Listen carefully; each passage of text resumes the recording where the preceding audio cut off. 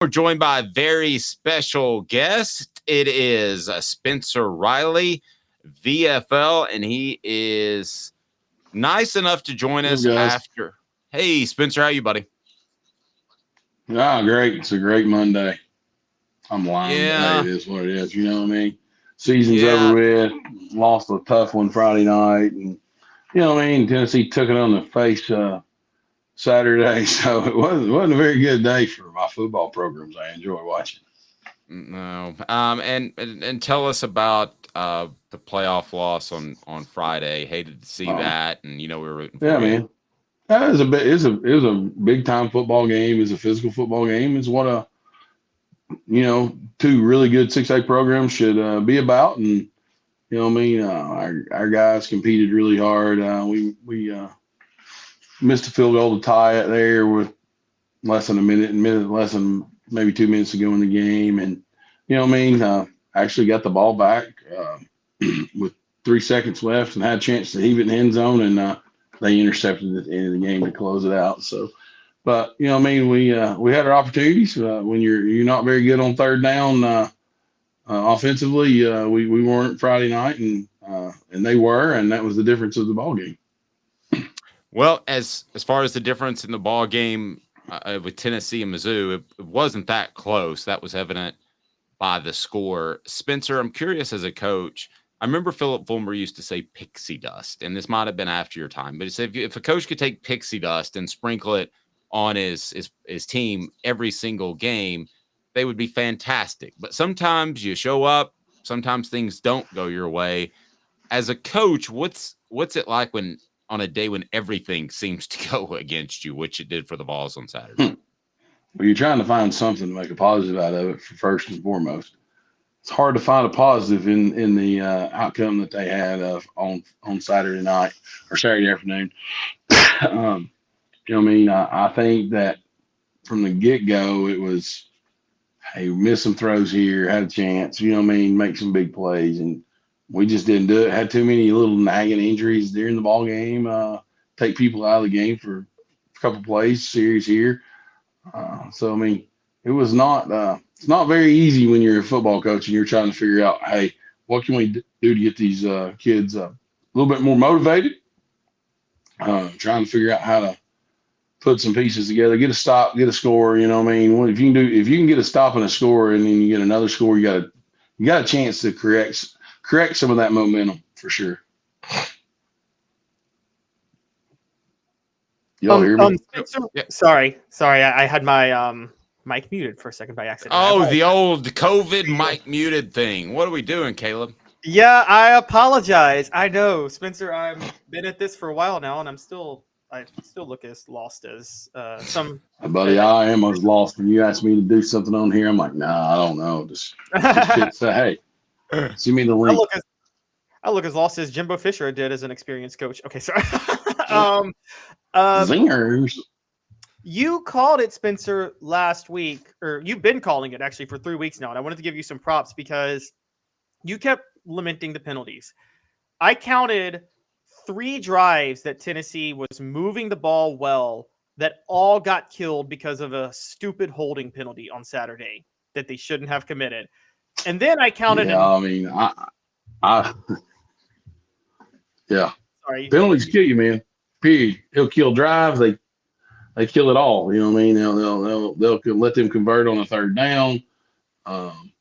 You know what I mean? They're not good. Those frustrate you more as a coach than they do anything, because I mean, you don't have to have some of those. Holding penalties are going to happen, right? It seems like they happen more and more frequently on Tennessee than they do everybody else. I understand that, and I see the frustration, and you know what I mean. At that point in time, you just want to get off the field or convert a third down to extend a drive, right? Am I right? They had my numbers. They had 4 plays or 2 minutes of offense in the first half or in the first quarter. Is that right? They had it. Missouri had it forever in the first quarter. Well, there's a conspiracy theory out there now. I don't know if you guys saw this over the weekend that because of the tempo Josh Heupel runs, the officials have a conspiracy to try to keep the offense off the field so they don't have to get tired having to run with the offense the whole time to keep up. Get in better shape is what I'd tell them. That's right. Spencer, one of the things that you did mention kind of in passing there, it does seem like the officiating, I hate blaming any game on officials, but it does seem like the officiating has been rather one-sided in Tennessee games. Do you place anything on that, or is that just bad luck, or what? I mean, I think that at the end of the day, everybody's human. You know what I mean? There's a human element to being an official. There's a human element to being a player. Look, offensive linemen are going to hold. If they're not doing their job. So, I mean, the question is, are you going to get caught? Is it evident enough? Are we doing a good job? Are we doing a good enough job of teaching them how to hold so we don't get penalties? I mean, I'll just be honest with you. We spend a lot of time here at Jefferson County High School learning how to hold. You know what I mean? Because if you hold with inside the framework, it's not holding. As soon as your hands get outside the framework, it's a hold. And that's the thing that you got to understand is, and officials will tell you, a hold not unless you get your hands outside the framework of the body. Well, a lot of the times the hand work, their hand placement is outside the body when you go back and watch it for a Tennessee hold. It's because they don't get their hands in the right spot and they don't get their feet moving in the right direction in a timely manner. And that's why you get holding calls. No. Very true. Portions of the program brought to you by Herald Group Security Solutions, leadership experience, specialization, addressing problems through unique mission-specific mitigation techniques, making your children safer one school at a time. If you're a private school, especially, go to your school administrator and say Herald Group Security Solutions. How about your workplace? Herald Group Security Solutions can provide the security by former service members who are also highly trained individuals. We're going to get them in public schools eventually to avoid the tragedies that have been a part of our country for far too long. Joined by Spencer Riley. Again, Herald Group Security Solutions, heraldgrp.com. Go to your administrator and say Herald Group Security Solutions, make us safer. So I'm curious, Spencer, did you guys ever care about the line? Did it ever get your attention? You guys were probably favored most of the time, but maybe not in that 98 Florida game. I don't recall. But Tennessee comes out as a 10-point favorite, roughly 9.5 to 10 points underdog to Georgia. Does that get anybody's attention on Tennessee's football team heading into the week that you're a double-digit underdog, essentially? Well, maybe it would tell me that. I mean, they don't think we're very good, and they think it's going to be a blowout. So that's what it'd tell me. So it kind of pissed me off a little bit. So, but you know what I mean? Everybody has their own style of how they get motivated. But you know what I mean? I like to use a little external motivation every once in a while. You know what I mean? I still do here at Jefferson High School as the head football coach for our kids, for me, for our coaches. You know what I mean? So we just like to. It's one of those things that you. Maybe somebody looks at it, maybe somebody doesn't. I definitely look at it. Yep. Yeah, Spencer, on that, you can live with okay, you can understand Tennessee being a 9.5-point underdog to Georgia, even though they're at home. They just got blown out. Georgia just blew out Missouri. But you guys were a part of one of what I think are two of the worst lines in college football history, which was y'all were undefeated at number 1 and 5.5-point underdogs to Florida State in the national title game in 1998. I feel like that had to get under your skin, didn't it? No respect. Still don't respect. People from Florida State still don't respect that win. So they can enjoy themselves. So and that loss and being the runners up for sure. Yeah, and Peter Warwick can remind himself about how he got tackled by a punter.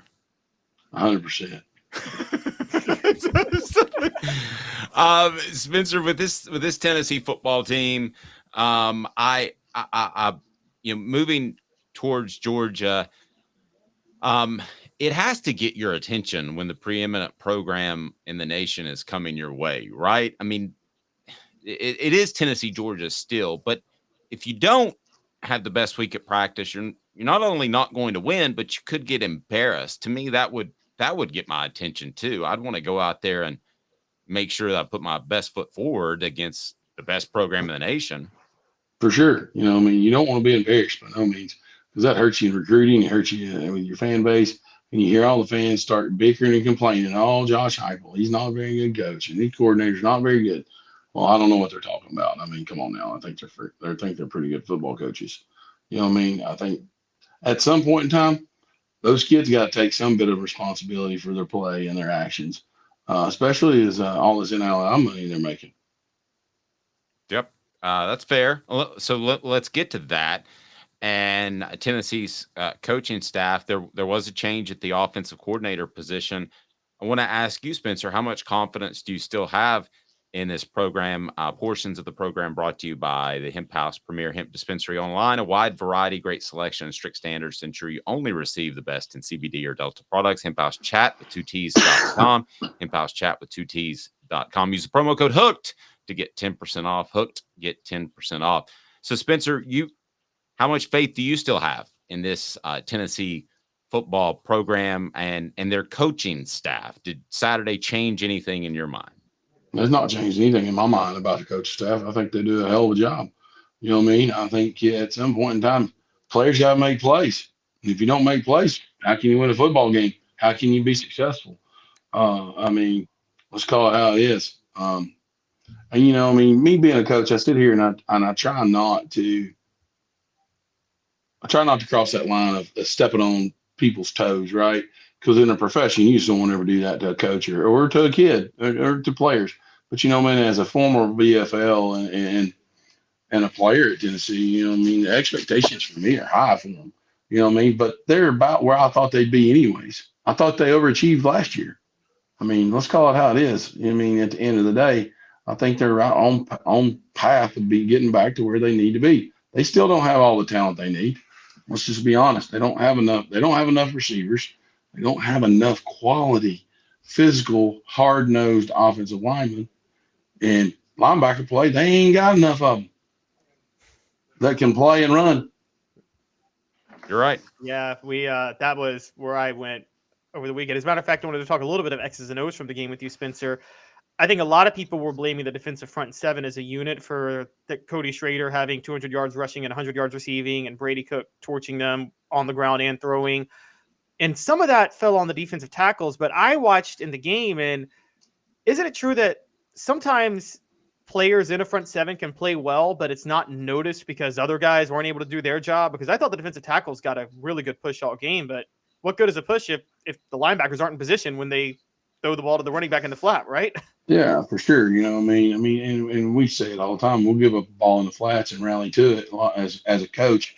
You know what I mean? But you got to make those tackles. You know what I mean? That's what I didn't see them doing. I didn't see them being very physical when they tackle somebody. You know what I mean? They weren't able. They got a lot of yak yards, yards after contact. So I mean, I didn't think that was very good on our part of game tackling. No, I agree. Spencer, it means a lot for you to come on after a heartbreaking loss. We're rooting for your football team. A state title is just down the road. We believe that, and I greatly appreciate it. If you want to throw out some kudos to some of your guys, I know that it's heartbreaking for them, their season to be over. Who are some guys that you would mention? Man, I think our running back, Amari Mills, had a phenomenal year. He's over a 3,000 career yard rusher. I want to say he was around 1,800 yards this year.